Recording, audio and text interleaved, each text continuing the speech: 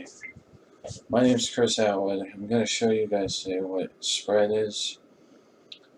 Um, I had a difficult time with finding the formula for spread the first time I read N.J. Wilder's new book, Divine Proportions.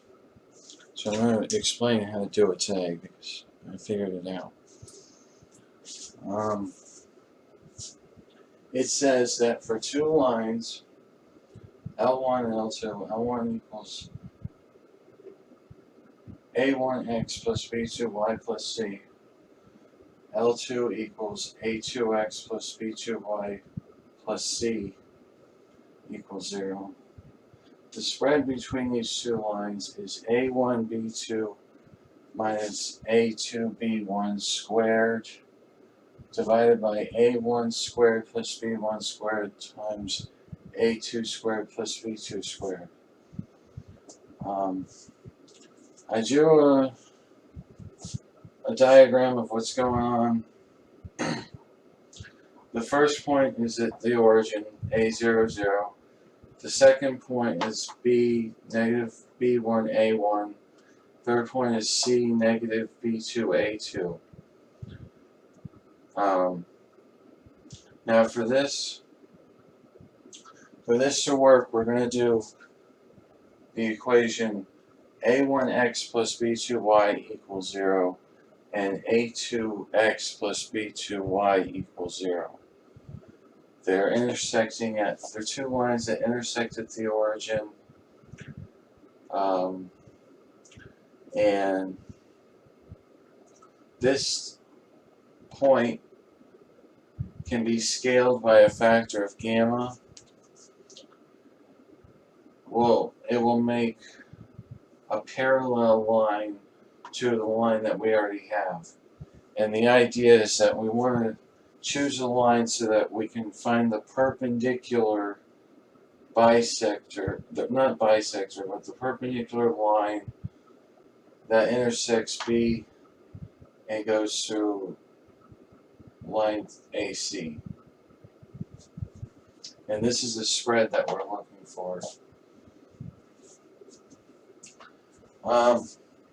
So to start with, the quadrants between each point is x2 minus x1 squared plus y2 minus y1 squared.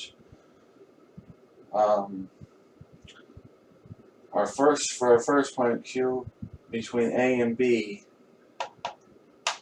is A1 squared plus B1 squared. The next quadrant is QBC minus B1 minus gamma B2 squared plus A1 squared minus gamma A2 squared. A1 minus gamma A2 squared. And we're going to mark that off 1.4. We're going to come back to it later. The quadrants between A and C is gamma squared times B2 squared plus A2 squared. Now, in order for all these to line up, we want perpendicular quadrants, which means that the quadrants between A and C and the quadrant plus the quadrants between B and C is equal to the quadrants between A and B. So when we write that out, we have gamma squared times A2 squared plus B2 squared plus minus B1 plus gamma B2 squared, all squared, plus A1 minus gamma A2 all squared is equal to A1 squared plus B1 squared.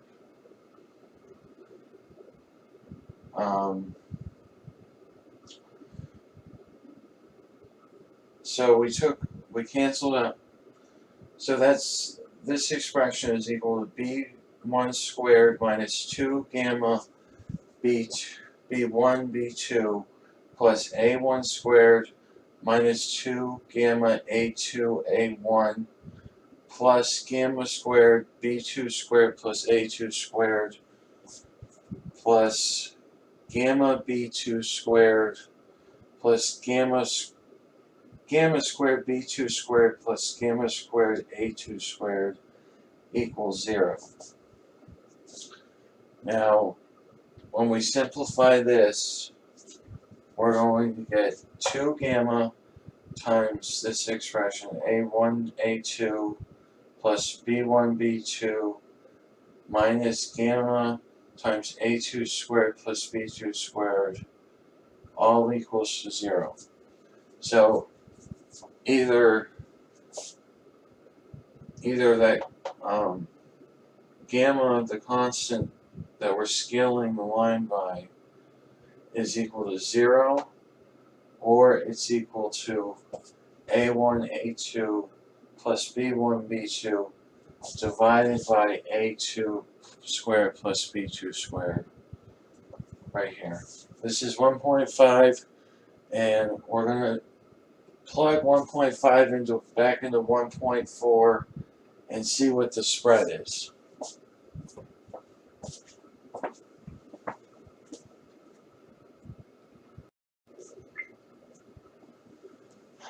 Okay, so now we're going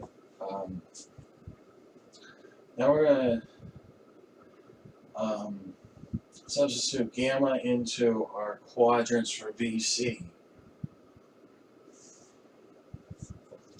So the result is B1 squared plus A1 squared minus 2 gamma B1 B2 plus A1 A2 plus gamma squared times A2 squared plus B2 squared.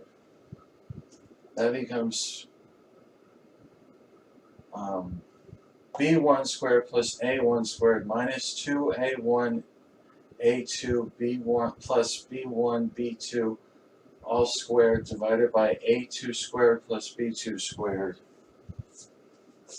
plus A1 times A2 plus B1 times B2 all squared divided by A2 squared plus B2 squared. Now, these two subtract each other, and you're left with B1 squared plus A1 squared minus A1 A2 plus B1 B2 squared divided by A2 squared plus B2 squared. So now when you write out the terms, you get B1 squared plus A2 squared plus B1 squared plus times B2 squared plus A1 squared times A2 squared plus A1 squared times B2 squared minus A1 squared times A2 squared minus B1 squared times B2 squared minus 2 times A1, A2, B1, B2 all over A2 squared plus B2 squared. Now these factors cancel out, and you're left with 1.4. The quadrants between B and C is equal to A1, B2 minus A2, B1 all squared divided by A2 squared plus B2 squared. Now to find the spread between L1 and L2, we divide the quadrants between B and C and A and B, and we end up with our final result. Thanks for listening.